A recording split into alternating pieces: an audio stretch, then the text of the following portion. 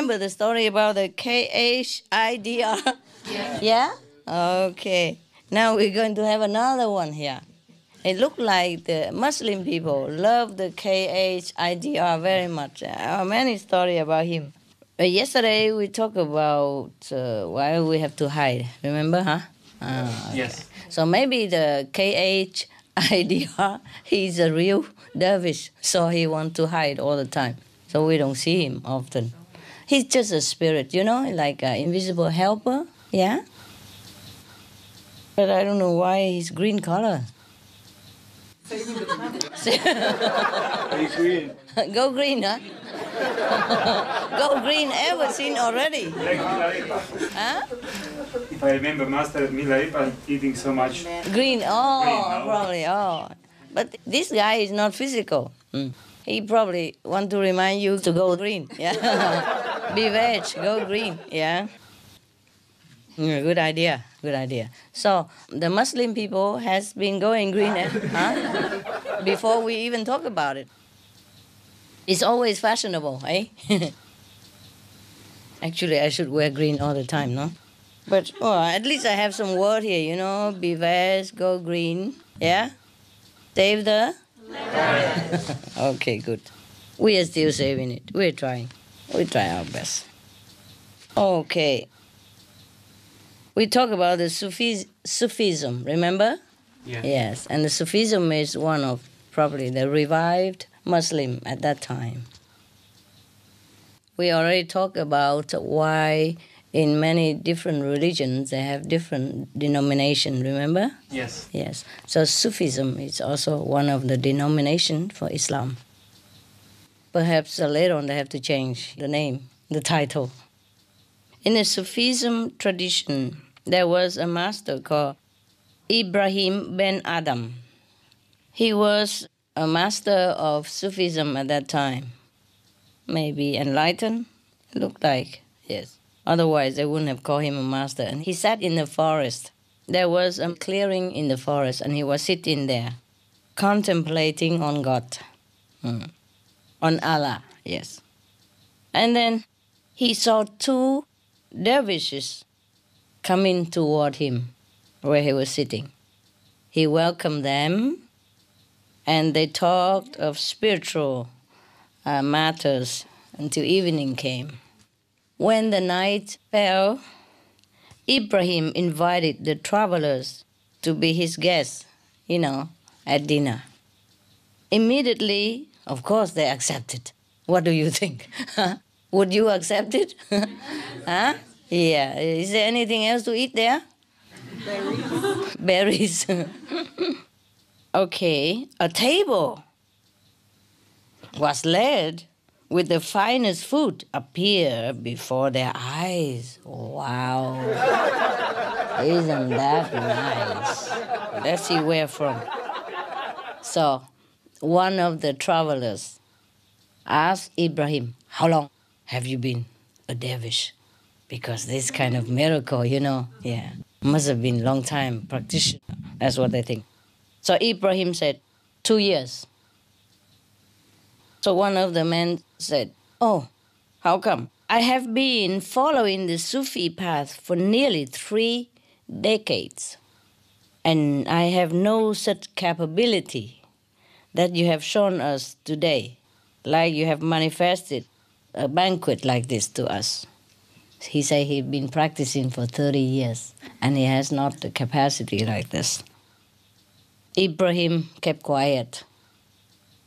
So when the food was almost finished, a stranger in a green robe entered, the glade. He sat down and shared some of the leftover food with them. All of them present realized inside that this is the KHIDR. They all realized at that time that this green man probably glowing a little bit. Or just go in the forest and wear green like that. That must be the KHIDR. What else? So they realized that. So they waited for him to impart some wisdom of the truth to them. But when he was living, the KHIDR said to them, "You two dervishes," dervish and Sufis are the same, okay? The people who follow Sufism, they are dervishes. Yeah, either they say that or Sufi's master or Sufi's follower. Same, okay? "You two dervishes wonder about Ibrahim. But what have you renounced in order to follow the dervish path?" Remember they asked Ibrahim, how long have you been a dervish? Practicing. Yes. So he said 2 years. So now the green man, I make it short, okay. KR, yeah? The first and the last. The KR said to them, "You've been wondering about Ibrahim, but you must know there is a big difference between you and Ibrahim." What difference? The two of you only give up the expectation of security and a very ordinary life. Now Ibrahim ben Adam otherwise was a mighty king, and he threw away the sovereignty of the Sultan of Balkh to become a Sufi. See, he renounced a lot, and the other two renounced almost nothing. This is why he is far ahead of you. During your 30 years, too, you have gained satisfactions through renunciation itself. This has been your payment, but he has always abstained from claiming any payment for his sacrifice. The man in green. After saying that, he disappeared. Wow. So, there's no hope for any of us here, you know? Because we were neither king nor queen nor any royalty. You see, there is a difference. There were same actions, but the outcome is different. Why is that? Huh? The motive is different. Yeah? Expectation different. Why does he say that you two gave up only the expectation of security and an ordinary life? What did he mean by that? Job, family, friends, relatives. If they even had a job. If he even have a family, yeah? If they even have any friends or relatives. Some don't have any, yeah? Or some relatives don't want a friend run away, yeah? And the employer always kick them out. Okay. Now, suppose they even have job, yeah? Family, friends. Then the KR, the spirit of Sufism, meant that they only give up very little. It's not much anyway. He said you just give up the expectation of security. That means that you may expect that you have security through job, through friends' help or family support. But you expect only. That doesn't mean you guarantee you will have it. Because you see some people have a job, but suddenly they don't have job. And they have house, suddenly they become homeless. It depends on how luck turn on you, huh? Sometimes you lost your job, then you lost your house, and then your wife also gone. Yeah. Of course, where does she stay with you, huh? Mostly it's like that. And friends also say sayonara, eh? Normally. Remember the joke I told you about the bank director, yeah? The man went home and was very sad. And his wife asked him why. He said, I lost half of my friends since I lost my job as a bank director. And she asked, what about the other half of your friends? They don't know I lost my job yet. Yeah, that's what it is. So when he say you just gave up the expectations of security and an ordinary life, he meant even as you say that you renounce something, but it's not much that you have renounced. So when we are in the world, we expect, that, okay, we get a job, yeah, and then we have a good wife and have a good family. We expect everybody grow up, dreaming that you're going to have that. It's normal. Expect, but nevertheless, not always get, right? Not always get. Therefore, many people don't have job or family broken. Everything happen, yeah? So what he meant is, You just give up a very uncertainty, hope of a secure, comfortable, and good life only. You just give up that hope only. Yeah, you renounce the world. But the world might have renounced you. If not now, maybe later, yeah? Or already did, yes. So it's not much that you say you renounce. And nevertheless, for such a little thing that you gave up, you are proud of yourself, feeling you are monks this, monks that. The dervishes means the monk of the order of the Sufis, the official monk, yeah? So they were proud that they have renounced everything. And they think that is like a reward to them already. They are very satisfied that they are the monks, you know, in appearance. Like, okay, they are something, yeah. They dare to renounce the world. They did not attach to the family that they don't have. They didn't care about the money that they did not earn. They didn't cling to the house that they mortgaged, that the bank took away already. Or for example, you know, even if we have job, we have family, there's no guarantee at all in this world. So if we renounce just a little bit like that, it's not much in any way. Even then, it's difficult, I'm telling you. The KR say that the reason Ibrahim has such a merit, you know, and couldn't even acquire some magical power is because he renounced a lot. He truly renounced in the whole sense of the word, that renouncing, yeah. Because, you know, to be a king is powerful, no? And you have servants, yeah? You have many wives. In the old time, all the kings have many wives, you know? So, for that reason, Ibrahim, the master, has more merit than these two. Is it fair that we judge somebody by the amount of possession that he throw away? Is it fair? No, is it? No, huh? No. Probably the KHIDR were looking through their heart, you see? That's why he said also that for 30 years as well, you have gained satisfactions through the renunciation itself. They took the mean for the end, you see? They think they renounce the world and that is already great. So they took too much pride in it. And that's why it's nothing. It's just ego, pure ego. Because in any country or in any period of human race, if you are monks or nuns, people respect you in any way, yeah? They bow to you, they give you whatever they have, you know, always hospitable to you whenever you pass by their house. Or not all, but at least the one that belong to your denomination. Yes.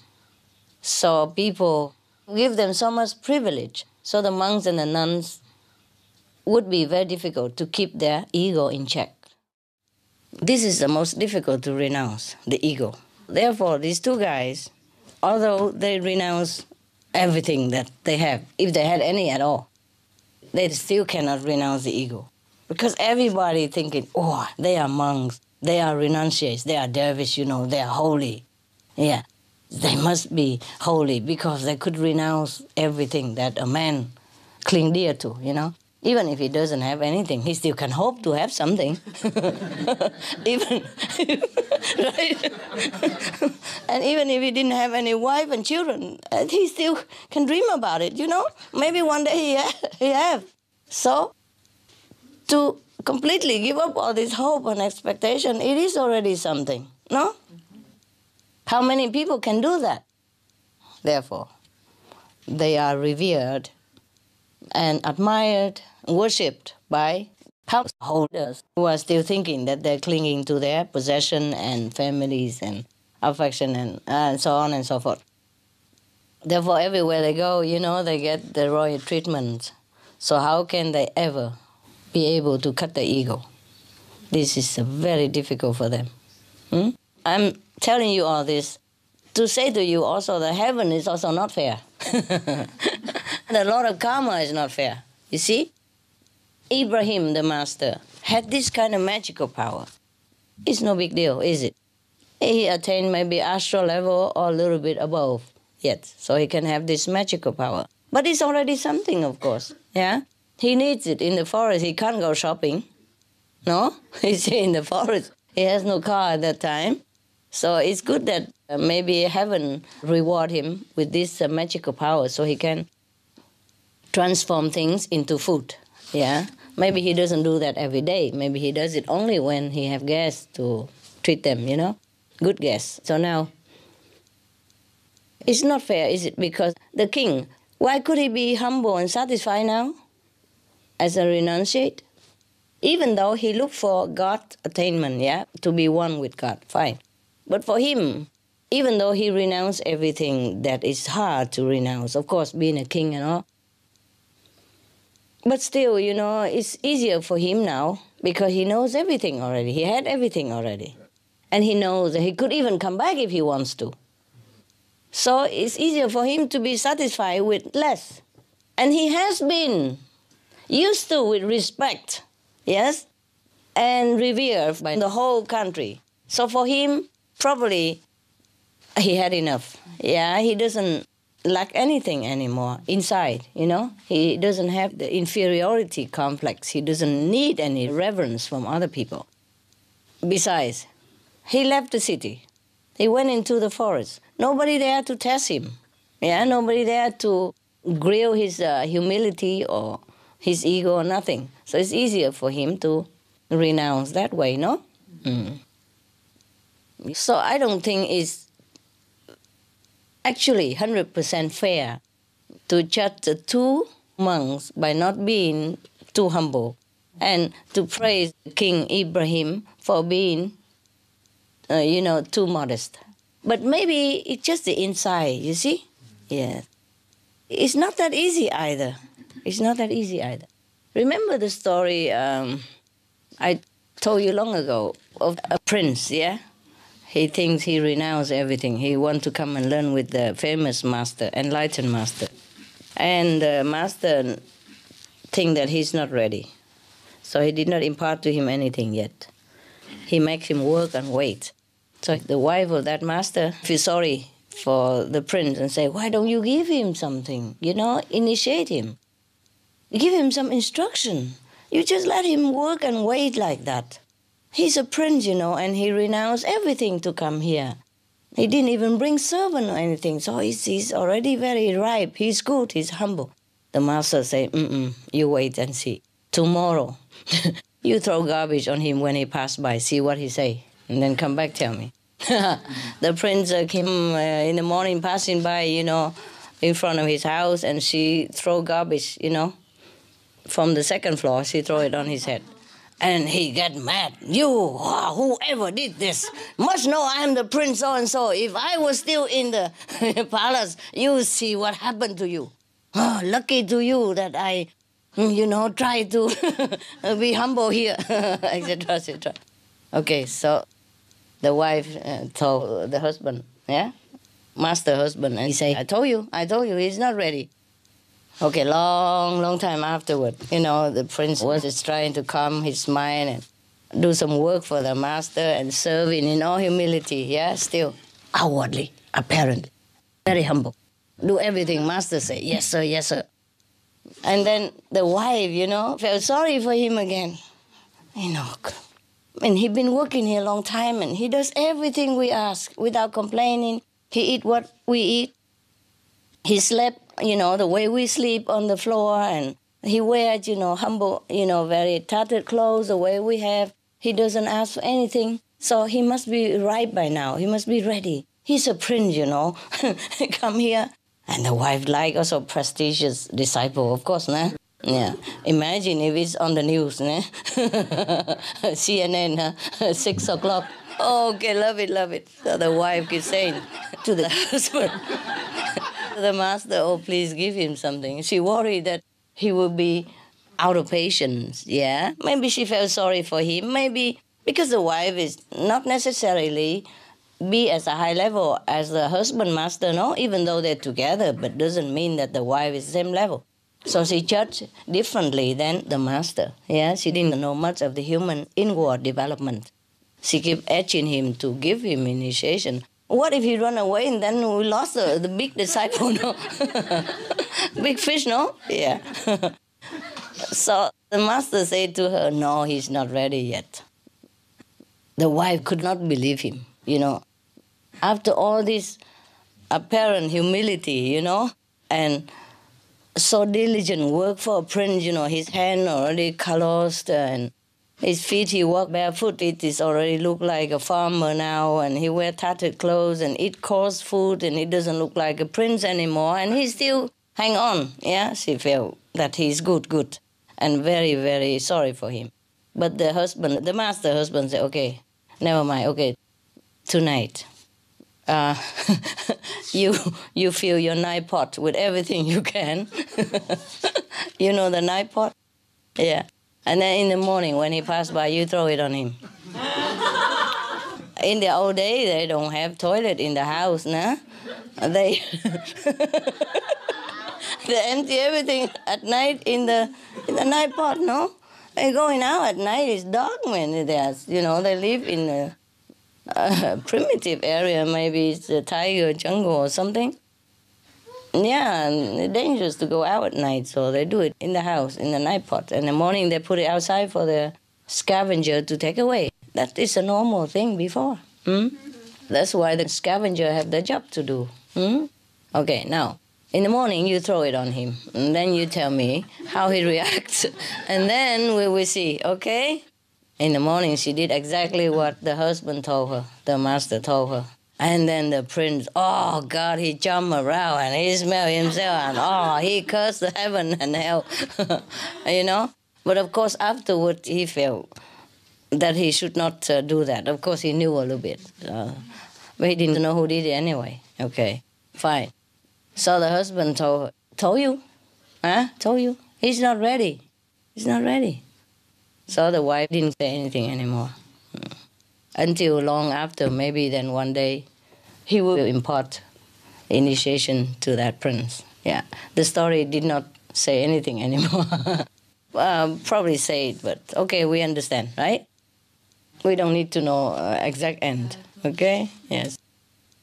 Similar to Milarepa, yes, because not only he's eager for initiation, but he knows too much magical power. He feels very powerful. So for him to wait for initiation and working hard like that and had nothing, he feel kind of degrading and unfair treatment. That's what it is. So this prince is the same, huh? He felt like he renounced the whole kingdom, huh? Yeah, because he will become king later, you know. Even if he come back to the kingdom, for a prince to go there barefooted and eat the coarse food and sleep on the floor, you know, the way poor people do and work like a poor person, you know, for the master so long, he felt like he has not been treated well. You see, that is the problem with the ego. When we do something, we feel like we're entitled for reward. And that's why he didn't get it. Milarepa also felt that way, so that's why he didn't get it for a long, long time. Even if he cheated, he went and said to the chief disciple somewhere else to give him initiation. He got nothing, no experience, because he wasn't sincere enough. So it's probably, in this book, it's not the judgment about the two people, the two group of people action, the king and the two commoners, but it's probably more inside of them, you see? Because these two, the KR, knew their inside out, that they had been too satisfied with the great act of renunciation. So they did not progress in their spiritual practice. Okay, this magical power, it doesn't mean anything much. It's probably just a story to illustrate the attainment of the king in comparison to the attainment of the two dervish, the two renunciates. Yeah, it's just the outward symbolism of the inner attainment. It's not like in Sufism they encourage or glorify magical power. Yeah, it's just symbolic, yes. So everything we do, we have to do with the utmost sincerity and egolessness. Otherwise, we mess up more than we help. Even two actions look the same. It's not the same. The king also renounced the world. The two of them also renounced the world. But it's not really talking about materialistic possession here. They're talking more about the inside. You see, because it says that you are satisfied with your renunciation itself, proud of it. You see? Therefore, once you set your ego at some certain point of your spiritual practice, then you stop right there. You will never go anywhere. But the problem is we don't recognize our ego. If we do recognize it, then we can cut it off. But it's very difficult. We don't even know we are proud. We don't even know we have ego. For other people, maybe as plain as the nose in front of your face. It's just for yourself, it's not that clear. At home, it's the same. At home, it's the same. Ego is ego, no matter if you're a man or woman. It will work the same on you. Now you know, huh? Ego is the worst enemy of humankind. It makes so much trouble, cause so many war, cause so much hatred, discord around the world. It's all the ego does it, nobody else. Okay? So if we can check our ego and keep it under control, then the world will be peaceful. Never mind sitting there and praying for world peace. Don't need to pray. Just check your ego and everything will be peaceful. Yeah? Peace begins in the house, you know? But many houses don't have peace. That's why world peace is difficult. The atmosphere has to be one of peace, you see? And it should start in here also. But that is not that easy, is it, huh? No, it's not, you see? Because it's one thing that he knows better. Even better than the master.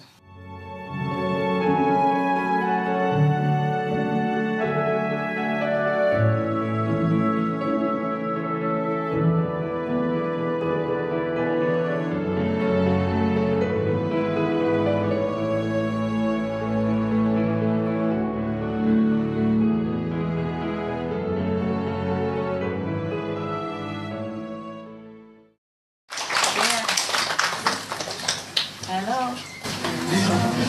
How are you guys? Good, yeah? Yes. Good food? Yes. Here, Benny, up here. Here.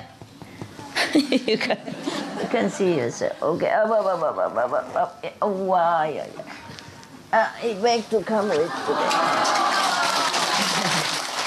Everybody loves you, Benny. Look at that. Stay here, okay? Yeah, help me do some work. All right, good boy. Okay, bedtime story, huh? Okay, good. There were 4 dervish monks. They met each other. You know, the Muslim dervish tradition. They met each other and they decided they are going all over every corners of the world to search for some magic, you know, some stuff, some object or something, so that they can use it to help humankind. Yes.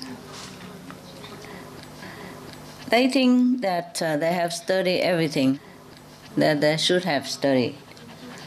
And they think if they get this thing also together to combine with their knowledge, then they will be able to serve the people the best way.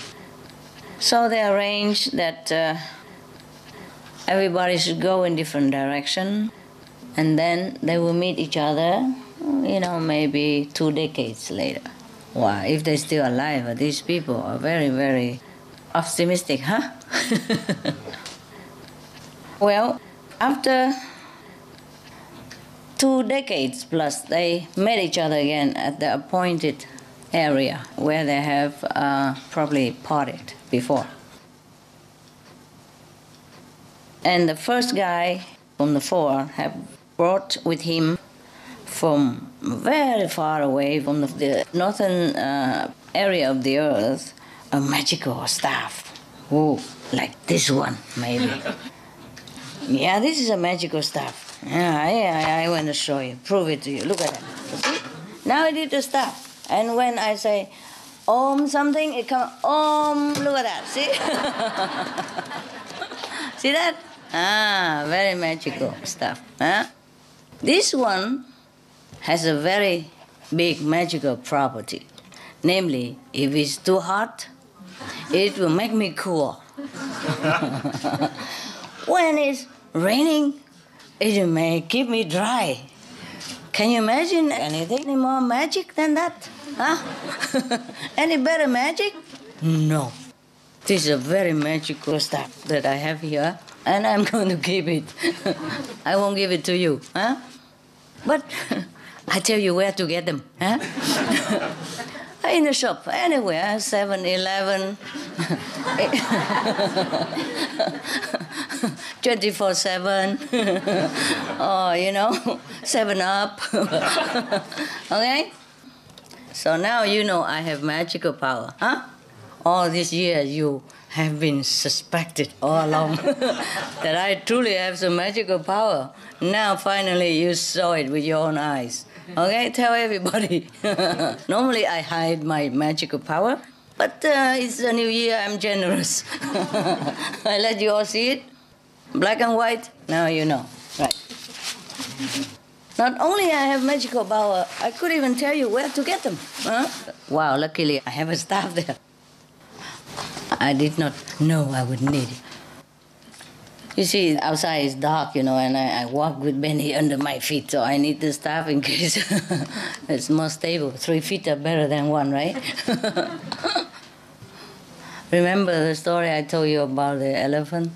The joke, The kindergarten kid come home very excited and happy. Said, Mom, I won the first prize in the school today for correct answer. So mother says, oh, what was it, the question? He said, the teacher asked, how many feet does the elephant have? I say 3. So the mother said, 3? Then how could you ever get the prize? Yeah, the kid said, but I came with the most correct answer. The other one maybe 2 or 7 or 8 or 10, yeah? So he's the most correct one. So the first one brought with him the magical stuff, similar to the one that I have just demonstrated to you. Maybe a little better, maybe cheaper. Yeah, cheaper in price, but have more magical power than mine. The staff is very special. Anyone who rode upon it could reach his destination immediately. Wow, that's a very good instrument. I wish I have one. I can exchange this one for that one willingly, yeah? And give him some also blessed candies, to make up the differences, yes. So now, the second monk, this Dervish tradition in Muslim, they have rank, like in Buddhist, they have like the most venerable and then the reverend, yeah? Thượng tọa Đại Đức, And in Christian they also have, number 1 is a Pope, we all know, And then Cardinal, yes, and then Archbishop, and then Bishop, So the second one brought with him the magical hood. Whoever put it over his head could immediately change his appearance to resemble anyone in existence. Wow. So this hood is a very special hood. If you put it on your head, yeah, and then you look exactly like whoever next to you. So that's a very good disguise, huh? The first one brought a magical staff. The second one brought a magical hood. The third one, he brought with him from the very extensive travel in the East, a magic mirror. Something I have here. Something like this, a mirror. You see? It doesn't look like anything. Does it look like a mirror to you? No. Look. See, magic mirror. Wow. Who's the prettiest in the land? Who? Me. Look familiar. Must be that one. Okay. So he brought a magic mirror here. This mirror is very special. Whoever look into it, you can see everywhere in the world. We always heard about this crystal of the white witch, of the magician. So maybe it's like a crystal. If you look into that mirror, you can see any part of the world at will. Yeah, like, okay, I'm looking into it now. I'm a magic mirror. I can see any part of the world. Wow, look at this. Yeah? You see? Everybody from all parts of the world come here. So I can see them all. Oh, wow, wonderful. Look at that. Huh? China, Vietnam, Korea, Cambodia, USA, Thailand, Singapore, South Africa, Japan, Hong Kong, Taiwan, France, yeah? Malaysia even. Oh, look at that, huh? West, east, north, south, huh? South Korea, no? Okay. North of Taiwan, no? Okay. This is a magic mirror. I can see every part of the world. Now I'm looking at USA. Look at that. See, I can see USA. South Africa, for sure. Are you in South Africa? Yes or no? Yes. Yes, see that? Are you from Thailand? See Thailand. Taiwan? Taiwan. See, I can see Taiwan from my magic mirror. Wow. This is truly a magic mirror. I'm telling you, you can buy them. Cheap. A few dollars. I have everything. Look, I have a staff. I have a magic mirror. And I have an invisible hood that whoever nearby, I look like that person. The four dervishes. He brought with him from the very far end of the southern sphere of the earth a magical cup. Yeah, look at that. I even have this magical cup. Wow, this one is more magical. Let's see what the cup does.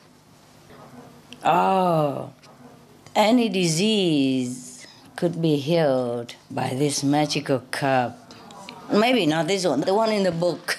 Okay, let's see if this one can heal any disease. Maybe some of the disease. You know, like thirsty disease, yeah, dehydration disease, sleepy disease. If you put tea in it, and you won't feel sleepy and tired anymore, huh? Oh, wow, that's wonderful. And if you put any medicine in it, if you're coughing, you put cough medicine in and you drink it, then you have no more cough, right? This is also a kind of magic cup. It keeps the hot thing hot and the cold thing cold. Now, wow, I also have magical cup. Let's see what they all do with all these things. Check it out. If I'm healed of any disease first, okay? Cheers. Some kind of liquid. A little sweet. And it's warm. I don't know since when it's been here, but it's been kept warm. So it's a magic cup. How long it's been here? Must be maybe many hours already, right? See? So I have also a magical cup. If you keep here a few hours, it's still warm. Okay? So it's magical. Normal cup, it won't keep warm that long, right? Huh? So this is a magical cup for sure. You keep it because it's magical. You know, this kind, they're lining something inside. The shining stuff. That lining with glass, yeah? So it preserves the heat, yeah? Reflecting the heat with each other all the time. So it keep warm. You keep cold thing cold and keep warm things warm. So you put ice cream and coffee together in there, it'll be okay. And keep cold things cold and warm things warm. All right, so now the four dervish, they are now very, confident with all these magical equipments. So first of all, they look into the mirror to see where the source of water of life. So they can go and find it first, so that they can live long enough to use other magical instruments. Yes. The source of water of life, you know where to find? Anyone know? Yes. Here where? With you, Master. Here, in yourself. I have it, you have it. Yeah? We all have it. We can find it more or we can find it less. It depends on how much obstruction that we encounter from the mind. Too much obstruction from the mind make us slow and delay our progress. Yeah, sit there and thinking, oh, how I'm going to find money tomorrow. More money than today. Yes. And how am I going to make my girlfriend loves me more than yesterday? Yeah, etc., etc. These are okay. These are fun things to think about. But there are also other things that is not too much fun. Like it makes us so much trouble. Sorrow, pain, suffering, separation, worry. Yeah, everything that in this world really try to pull us down and make us so exhausted, thinking of the solution, that sometimes we cannot even concentrate to find the source of water of life. But finding we must. Otherwise, not only we cannot solve the problem, we will be suffering more. So meditation is not like for God or for Master or even for the world yet. First, for yourself. Because without it, without water, we die of thirst. Without the water of life, we suffer. Yes, we die inside. We die so much that we keep dying and dying and dying. And it's a very horrible situation if we don't have the source of water of life. If we don't find our wisdom quick enough, then we suffer a lot. N'est-ce pas? Yes? Yes. Now, they have found the fountain of life. They flew on the magical staff together. See, they arrive instantly with the magical staff. And they drank the water. And then they recite in some magic mantra to see who needs their service the most at the time, who is the most in trouble, who is the most in need of their help. So in the mirror they look. They saw a man who was dying. He lived very far away from where they are. But yeah, no problem, they have magic staff, right? They just mount it on the magical staff, and then in an instant, just an instant, they immediately arrive at the house of the needy man. The man opened the door, but it's not the sick man, yeah? And the four Muslim dervishes say to his doorkeeper, we are magical, famous healers. Your master of the house is sick, we understand.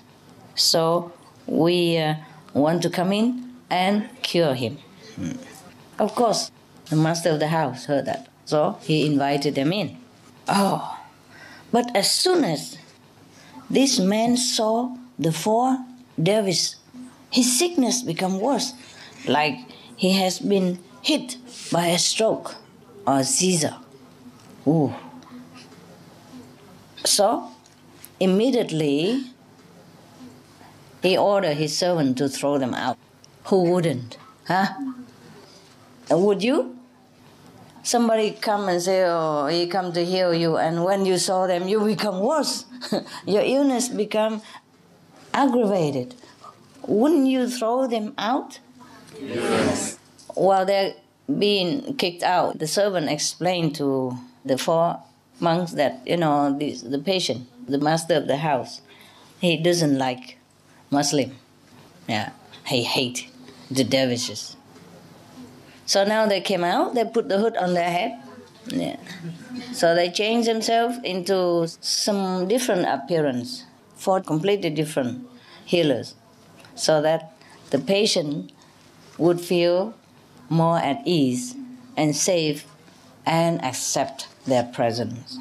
Yeah, so of course, when they come in different appearances, and 4 different persons altogether have nothing to do with the previous 4 Muslims that had been kicked out. And the man accepted them, trusted them, because they appear in some form that the patient would trust. Maybe same religious order, yes, maybe same social status, yes, same clothing, or perhaps same hairdo, or even same high heels, who knows? Or same umbrella. All right, so the master of the house, namely the patient, accepted them, trusted them, because they looked like what he expected and looked like the one that he is familiar with or would trust. Yeah, looked like trustworthy people. So he took the medicine from them. And as soon as he took something from this magical cup, he felt ever so better. Never felt so good in his life.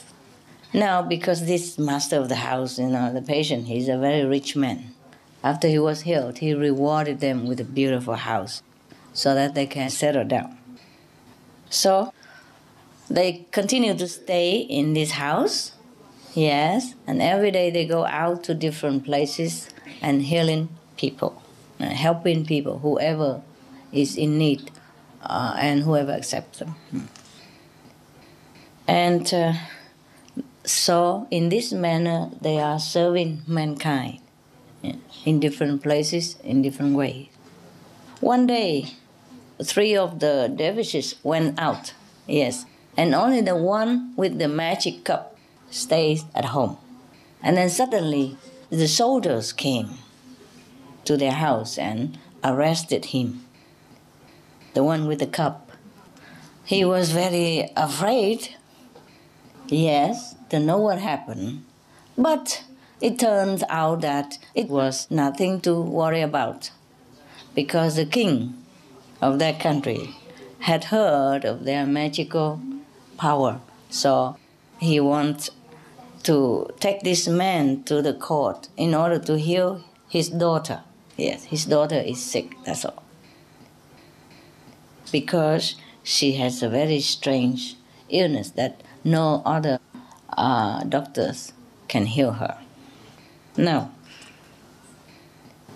he offered her some normal medicine that she has already been taking, but he put it in the magical cup. It didn't work because he forgot to look into the magic mirror. Maybe he didn't change himself to suit the taste of the princess. Maybe he looked too ugly. Yeah, and the princess feel worse. Maybe the princess was in love with some handsome guy. And this man looked like the worst of all the guys that she have made. Make her sickness worse, hopeless. Oh, terrible. Because the medicine did not work, even though he put it in the magic cup. The king ordered him to be nailed on the wall. Oh, that's terrible. If cannot cure, why nail people? Huh? What for? Just throw him out, that's it, right? Well, it happened, even sometimes the most famous doctor cannot always cure a person when that disease is incurable, right? It happens, yes. So I don't know why this king is so fanatic and bad. Anything at all, just kill people. Anything at all, nail people. Yeah? Terrible. The dervish monk, of course, tried to explain to the king that maybe he has lacked some time and some consultation and some special ingredients. So please let him have a little bit more time so that he can come back and cure the princess. But the king, hot temper, very dictative. He doesn't believe it and thinking that the dervish tried to buy time so that he can escape. Oh dear. So now he is on the verge of being executed. Yes. And the other 3 monks came home and they didn't see him anywhere. So immediately they looked into the magic mirror to see where their friend is. And they found him. They know that he's going to die soon. So immediately they wrote on the magical staff, go there and rescue their friend. But the king's daughter cannot be cured. They cannot save her because it's too late. Because they cannot find the magical cup anymore. Even that. And then when they look into the mirror, they saw that the king has ordered the cup to be thrown into the ocean. A very deep ocean. Now, how can you find a cup in an ocean? It's so deep. Huh? I don't know if the magical staff can bring them, through such a amount of water like that, Maybe they go, cannot find the cup. Maybe go down, then stay there, who knows. But let's see what's going on. The deepest ocean in the world is where the cup is. Yeah, that's where the king ordered to be thrown into. What kind of king is this? Must be the king of devil, king of Maya. These stories are always symbolic. The magic cup is what? Enlightenment, no? Yeah. And the deepest ocean is what? All of our trouble, sorrow, obstruction, that we can hardly get out. Even though we know where it is, we couldn't find. Yes. So, even though they have a magic staff and a magic hood and magic mirror, it took them 1,000 years to recover the cup. No wonder. Probably they have to pump all the ocean water out. Or at least not so deep, even with magical staff. Go down in such a speed. Even then, if you go in the water, you go, right? It's so deep like that, It's not like you swim on the surface even. If it's on the surface, you can swim. However long it takes you, you can float, you can swim, and you're okay. But if you have to dive into deep ocean like that, in the old time, they don't have any instrument like now, I'm sure they look all the way down. Not to talk about look all the way up as well.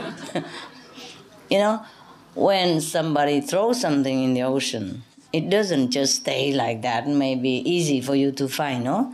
Probably by the weight of it, it will sink into the depth of the mud or the sand, or maybe it's stuck in some cavern in the ocean, between the corals and between the octopus tentacles or whatever, or maybe the octopus was holding it. Yeah, and it's very difficult to get it from the octopus because they just sucked into the cup. No, you know that. Okay. Well, I just imagine all kind of thing could happen.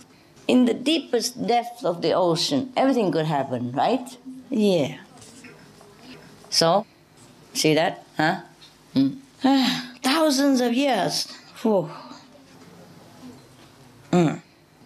After they had the bad experience with the princess, they made it a practice to do things more secretly.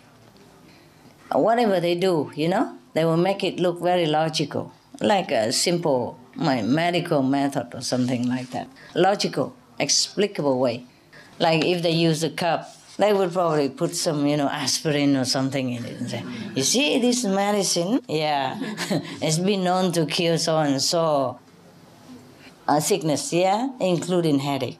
So if you take this, after a few hours, you will be better. Yeah. So everybody believe, of course the medicine is good. Yeah? Do you understand the story? Understood. Good boy, good girl. Now, you see, this is just a parable, like Jesus often told stories to make example, to make a symbol of the point that he wanted to drive home. The cup is like the enlightenment, yes? Difficult to find, yes. Although you know where it is, it's not like you don't know, and it's obvious, but it's difficult to find.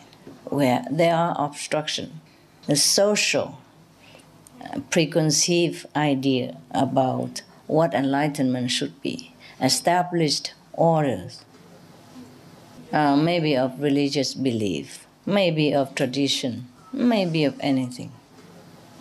Isn't that a pity?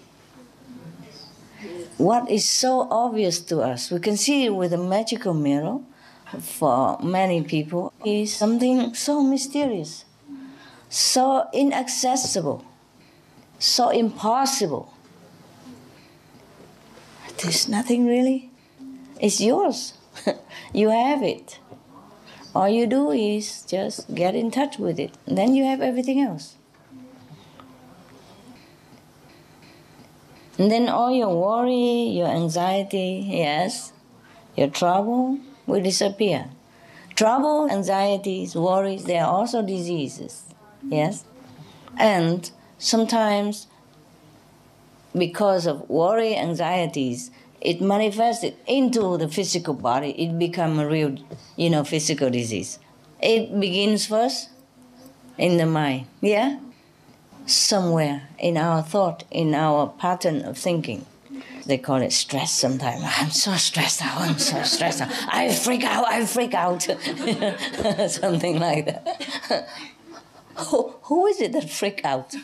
It's not the body, it's the mind, isn't it? Yeah? You worry so much, or you're so distressed that you say, I freak out. But who is the I that freak out? Because if it is the body, then when the dead man laying there, he still has the same body. He has the same body, but you can stay there and curse him for thousands of years. He would never move. He would never freak out. He would never stress out. That's what it is. So it is the mind that stresses itself out, or it freaks itself out. So whatever it is, it's all from the thinking first, right? Yes. It's very difficult to control that, even though we understand that. Have nothing to do with my body. Okay, you can continue worry. I go eat, I go drink, I go meditate. Difficult, Difficult to say, I don't care about you. I just go meditate. I just go pray. I just go listen to music. I just go dancing. Very difficult, isn't it? Yes, difficult. Okay, sometimes people think, okay, I go dancing and I forget the problem. They might forget for a few moments, few hours, and when they come back, the problem is still there, right? Again. The same. Nothing changed.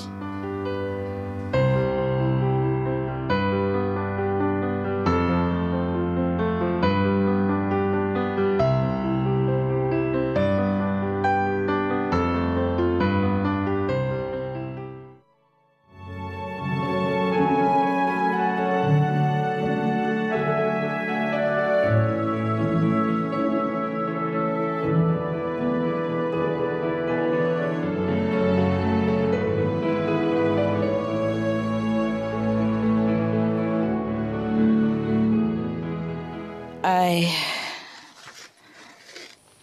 read you some story.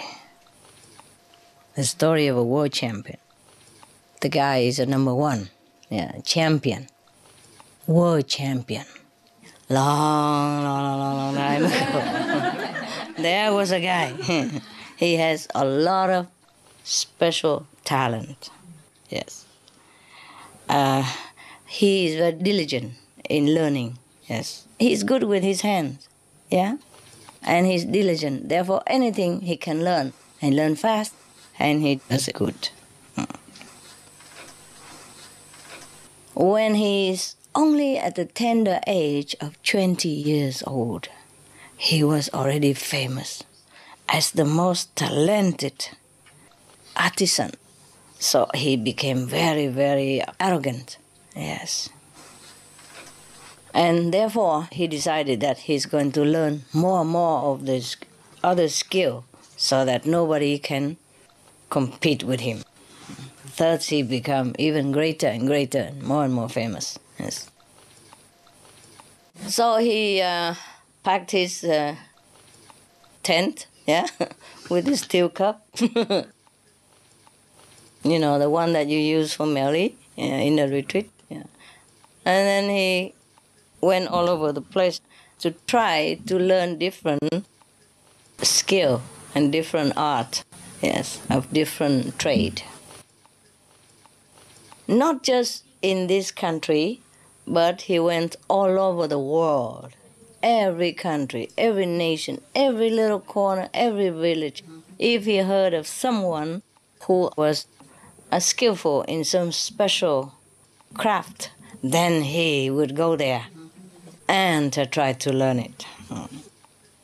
Because he's very diligent and he has motivation to be a world champion in craftsmanship. So he learned very fast. He has the talent also to learn fast. Once you are used to with something, it's easier to learn other things sometimes. Like if you already know English, it's easier to learn maybe French or Spanish, or the similar European language. Okay. Not only he learned fast and master the art that he studied with anyone, but he even exceed them in a higher level, like whatever he learned from them, he became even better than the teacher. Yes. And not only he learned about the craft, handcraft and all that. Before we only have handcraft, we didn't have machine.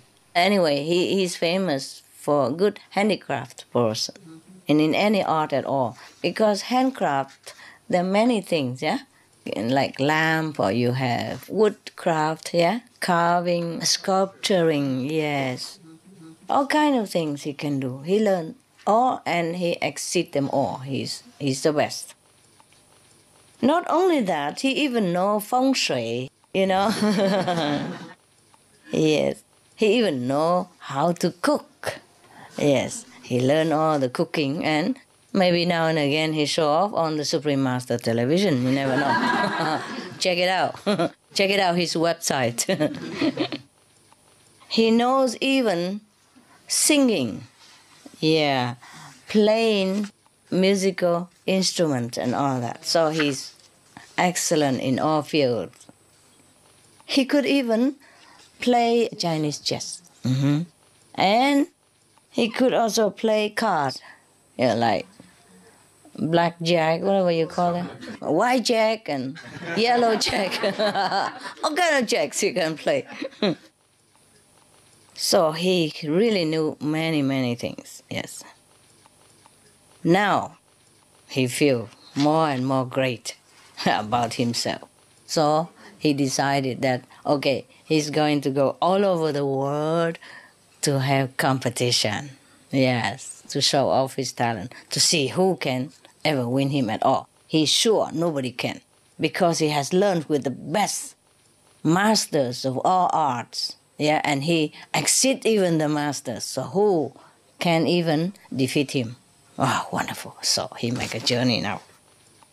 He wants to have his name carved in the tablet of history. Yeah. So he doesn't want people to forget him. I am so and so, I lived 100,000 years ago. What's the use of doing that? Tell me. Any of you want to leave your name on the tombstone of history? No, huh? When you're dead, you are dead.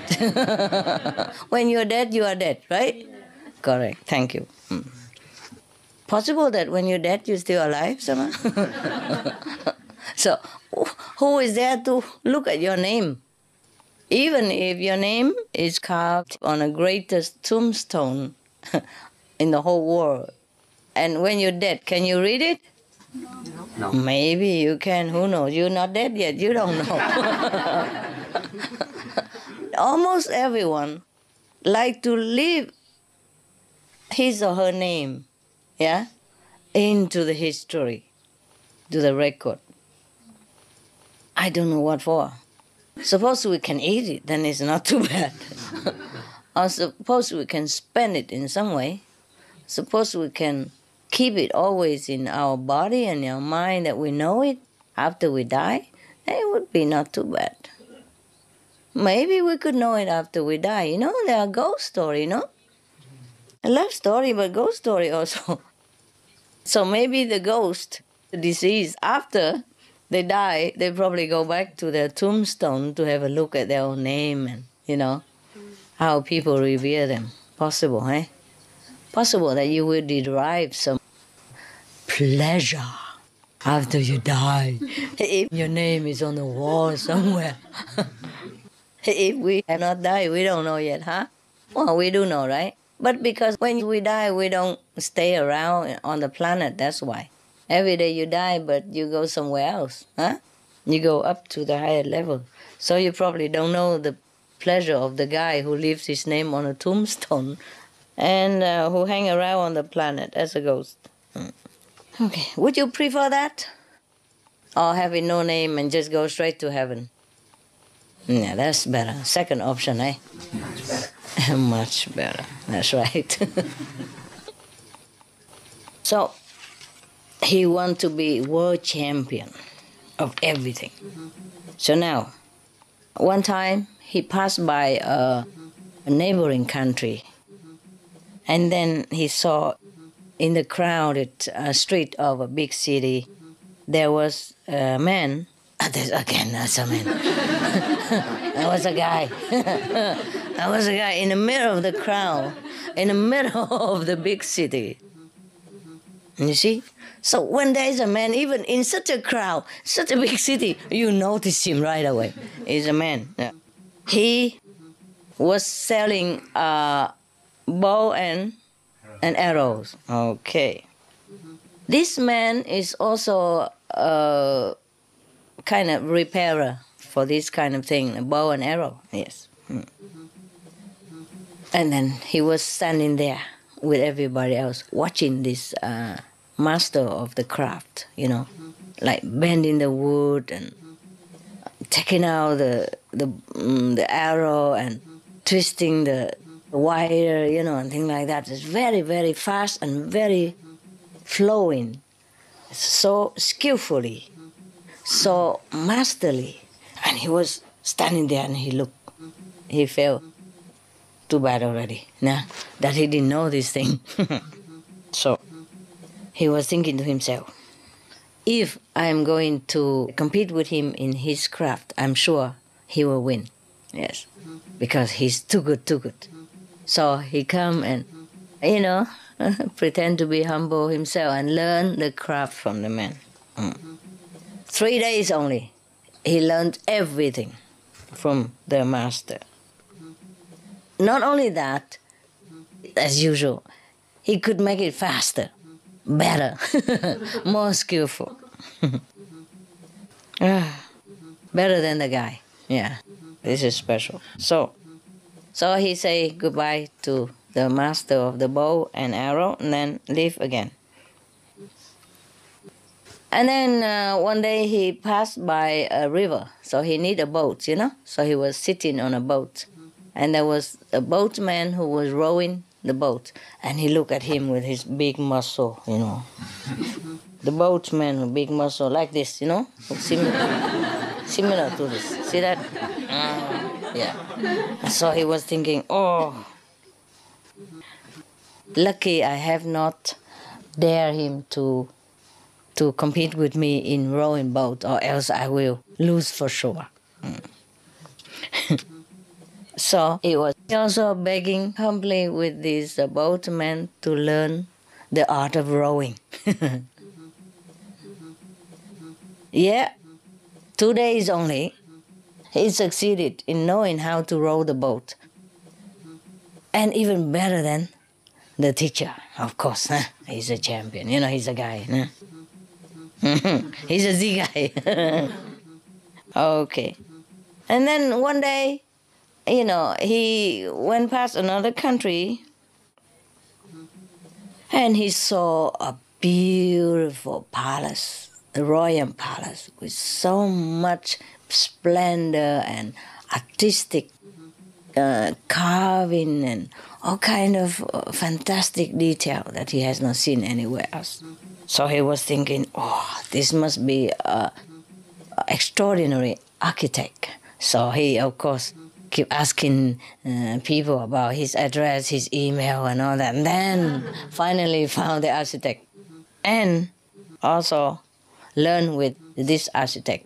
And after not long, he also succeeded becoming a fantastic architect himself. A real one, you know, with graduation, yeah. The professional architect. Now he said goodbye again and continue his way. Trying to, you know, make competition wherever he goes.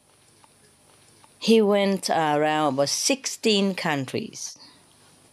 Won so many championships. Everybody who compete with him lost, yeah, for sure. So in the later days, when anybody or the best of the artisans heard of his name, oh, they bow their head in awe already. Yes, they don't dare to go out and compete with him ever again. All of them. So now everybody praise him as the best artisan, the one who make craft, all kind of thing. He is the best artisan in the whole world. Yeah, now everybody, you know, worship him, revere him, praise him. Everywhere he goes, everybody know who he is and what he is. So he's feeling very proud and happy. For a while. You know, let's face it, even if you're the most famous person in the world, how long will you enjoy your fame? Huh? How long will you satisfy yourself with this kind of grandeur, hey? You can't eat it all day, no? Breakfast, lunch, and dinner. Even the best food in the world, if you keep eating it every day, you also feel fed up, no? Right. So therefore, this guy is the same. After enjoying this glory for a while, he became a little bored. He felt a little lost, you know, lonely, because nobody could match him. Oh, that's a terrible feeling. You are alone in the world, like you're on top of the mountain, all by yourself. Wouldn't it be nice? Yeah, many of us would like that, no? You always complain to me, oh, Master, I like to go in the Himalaya, sit in a cave somewhere and meditate. Yes, because I'm so bothered by family, you know, friends, job, trouble, tax, you know, bills and all kind of things. I'm fed up. I like to be alone in the Himalaya. Yeah, not long either, you know. Yeah, you feel also bored alone there. Maybe not. Truly it's nice to be alone. Have you felt that way sometimes when you have a chance to be alone? Yeah. Wonderful, huh? Yeah, talking about it. I know it well. The niceness of being alone, of solitude. the mental tranquility, no bothering, no worry. That's the nicest thing you can have in the whole world. You could be alone and do what you want. Yeah. Not just meditation, but just be alone. Then the mind's more calm, all the people's ideas, questions, demands, not dancing in front of your nose anymore. And you just calm down and you just be yourself. Yeah. You can see yourself clearer, better. Yes. And sometimes better idea comes out. But the thing is, better ideas come out, we better go and use it to serve the world. That's why we come out. Or else, it's nicer to be alone, chewing over your ideas. So, it was very lonely. And then the Buddha know about him. Now there come the Buddha in his life now. The lonely and isolated and, too much of the good things. Like the Buddha wanted to help him, this champion. So Buddha, of course, wear a monk's robe, like a bhikkhu, huh? And then he has a arm bowl with him, for food. And he came and meet the guy. The man was very kind of surprised, like a little bit perplexed, because wherever he went before, up to now, nobody was Buddhist. Yeah, there was no Buddhist where he has traveled. So he doesn't know what kind of clothes the Buddha was wearing. He felt, this is a very funny clothes. So he asked, the bhikkhu, the monk, he called it bhikkhu. I have gone, visited many countries, but I have never seen anyone who wears such clothes like you do. What kind of profession you have? Your craft, anything different from other craftsmen or other artisan or not? So the monk, who was Buddha, answered him, say, my profession is repairing the mind and the body. Like speech, body and mind, something like that, Okay. The guy has never heard of such a profession, So of course he asked, how you do that? With what kind of instrument? Like, okay, if you carve the wood, you have to use a carving knife. You do the sculpture, you have to use sculpting instrument. And what kind of instrument you're using to repair the body and mind? Yes, this is a very strange profession. And he was very surprised and interested. So the Buddha, of course at that time he doesn't say he's a Buddha. Huh? And the guy also wouldn't know what the Buddha means anyway. So the Buddha explained to him that if a person who wants to repair and adjust his body and mind, whoever wants to do that, must have a very special talent. Yes. That you can have a victory over yourself first.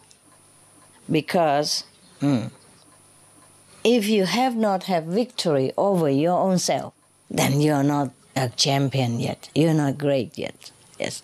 To be able to be a great person, you must be able to win over yourself, not somebody else. Oh, this guy has never heard of this before. He said, oh.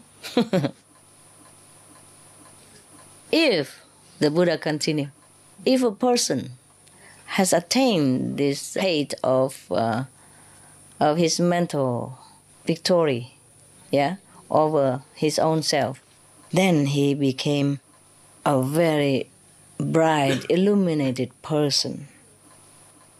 And his illumination, his brightness around him could pierce, all the corner of heaven and earth. Yes, his light, the light from him will pierce heaven and earth. So this man, of course, doesn't know anything like this before. Yeah, how can you even have light that pierces every corner of heaven and earth? Wow, this must be a very special artisan. Okay, so the all-star world champion was very interested and very happy. So he, of course, begged him to teach him all this craft, how to repair and adjust your body and mind. So, of course, Buddha taught him the 6 perfection in the Diamond Sutra. Something like 布施哈、持戒哈、忍辱哈、精进、禅定、聚会. Yeah, do charity, good deed, keep the precepts, diligent in your practice, patient, endurance, meditation, yes, and then wisdom, etc., etc. There's a lot of things that he have here also, tons of stuff that the Buddha taught him. The Buddha further told him that only the one who can have victory over himself could be truly liberated. Yes. Even if you are very, very good in any craft at all, this is only for earning a living.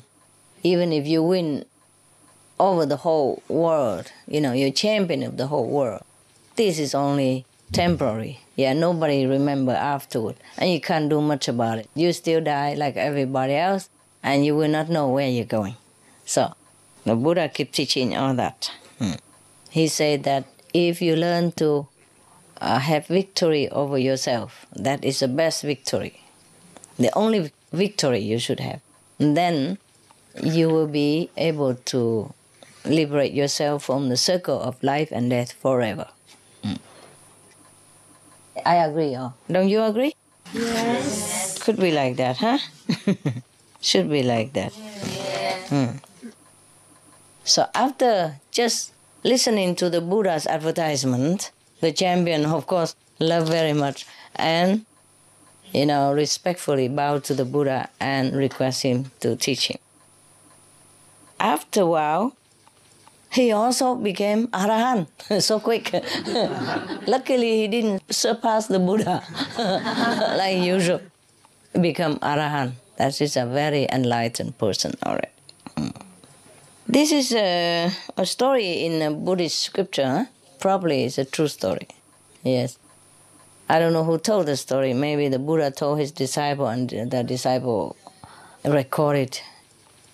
So the champion of the world became the champion of himself. Once you become Arahant, that means you have cut asunder all the ego, all the obstruction that bind you to this physical and temporary world. Even if it's temporary, but if you don't cut asunder this bondage, then it's going to bind you forever. Not just this lifetime, but later on. So the guy truly became a champion. Put it that way. And that was long time ago. Okay? I hope you became one like that. All of you. Champion of ourselves. Master of yourself. The Supreme Master. That is the Supreme Master. You know?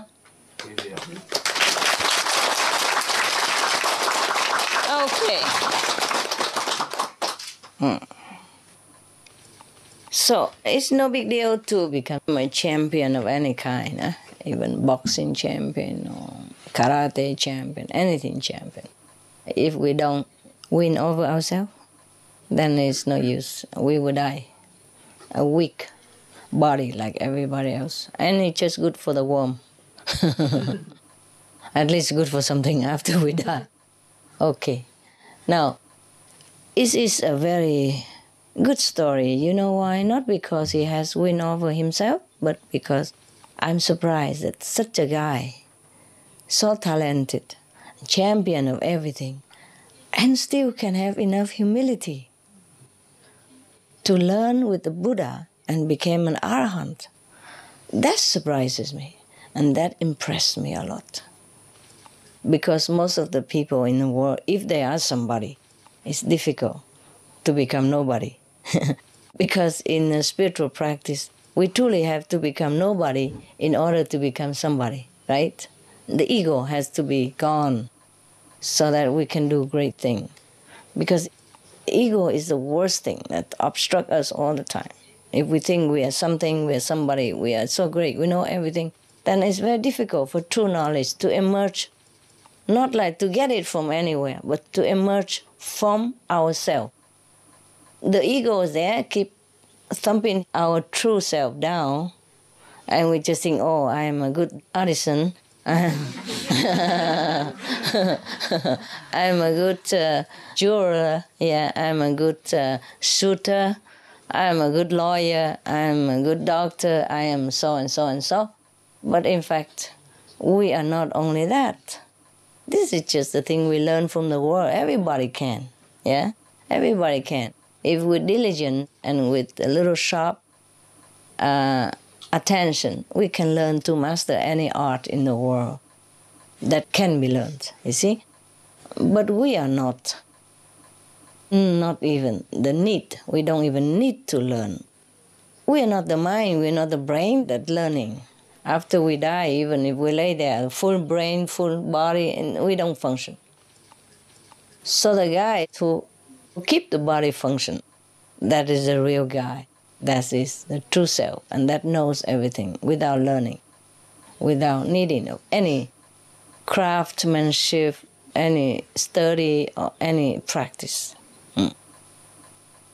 I'm really surprised that such a man like this, who knows so many things, who travel the world and master all kind of art, and still is humble enough to bow in front of a Buddha and accept him as a teacher so that he can repair, adjust his body and mind. That is difficult, Very difficult already. But because he can do that, that's why he can learn fast and become Arahant very fast. I guess after he climbed up to the mountain of fame and glory, he realized in his heart that these are nothing. Nothing at all. But a lot of people in this world die for that, for this nothing. Yeah?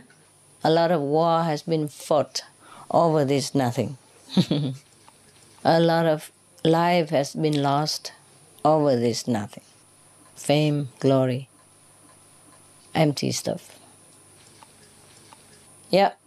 I'm not talking about like somebody is already in the position of fame and power, but truly using the position to serve others. He has to continue because he wants to help others, either to help them in time of need or help them to know themselves or help them to stand on their own feet. You see, they're already in that position, they're doing it.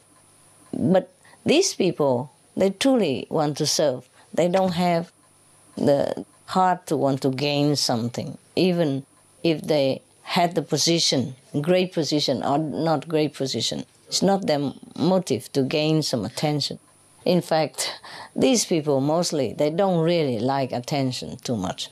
They shun the publicity. It's just that they have to endure it for the sake of doing their job. Like, for example, maybe you are president of the country, Yes. It's not like you really wanted to be a president. But since you are young, you already groomed in a political party, yes. And because you're good, everybody trusted you, voted, yes, you to be presidential candidate, for example, like that. Okay, then you have known nothing else, and you just have to continue with your job. But not necessarily that you want that job.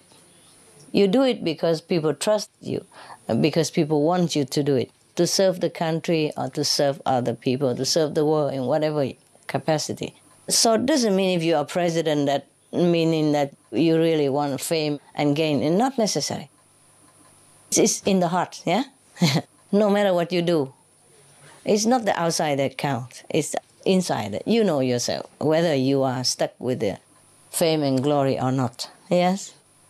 But it happens like that. So in the old time, there are also many kings who executed his duty as a royal monarch, but not attached to that position at all. whether he has it or not. If he has it, then he continues to serve his country. If it's taken away from him, hey, go rest. Go sleep. Yes. Like King Rama, remember? Yeah. Yes. Some of other king. In Vietnam, there was one king like that. He refused to be a king. He renounced his throne and went into a temple in a faraway mountain, remote mountain, and tried to practice Kuan Yin method. What else? What else to make the king can even be so, confident and believing that he renounced the whole kingdom just to go in the temple somewhere in the mountain to practice? Without Kuan Yin method, we get bored after a while if we don't practice this method. The Kuan Yin method is the one that satisfies our longing. They make us feel okay. No matter how long we sit, we could sit. Yeah, Yes. whatever we do, we can do it. Yes, that's right. Okay, so this king in Vietnam, he renounced his kingdom, went to the temple, practiced meditation, wanted to be like a renunciate, like a monk. But, his destiny follows him. The whole court officials, namely led by the prime minister at that time, he brought the whole officials, everybody, from the royal court, he brought them all to the temple. And he said, okay, Your Majesty is here, we are here. Wherever Your Majesty is, then the royal court is. So the king has to continue his duty, Either stay there or go home is the same. They just say that wherever the king is, the whole royal court will be. That's it. That is the famous saying of that prime minister. That means you can't run away from your duty. That's what he meant. So, of course, what do? You just go back to be a king again. Whether you are in the temple, a king, or you go back to the royal court and be a king, it's the same. It's the same job. So might as well do it. Go home and do it. I guess he would go home and do it. I guess I would also go home and do it. What's the use of bothering all the poor monks in the temple with all this noise and ceremonies and stuff, every day they do in the royal court, 60 meals per lunch or something like that. So even if the Vietnamese king left the temple now and went back to become the king again in the court and continue, doing what he did and being what he was, do you think he was really attached to fame and glory? No. You think, now he feels sorry, regret, living in a temple is too poor and too ascetic, so he like to go back home and be a king and have power over the country again? No, No. Now, even if he's a king or not, he just have to do it, that's it. There's no attachment, no desire for fame and power in his heart. That is what it is. So it doesn't matter what you do, yes? It is your heart is important, whether or not you're attached. So it doesn't mean that if you're king or if you're president, that means you are hungry after power and fame. Not necessary, not necessary. So we cannot judge a person by his or her position, yes? But you have to know that person in the heart, Okay. All right, I hope you know your heart and that you are very, very attached to the world. All kind of things that bind you there and you liked it, Who knows, maybe. See you. Bye.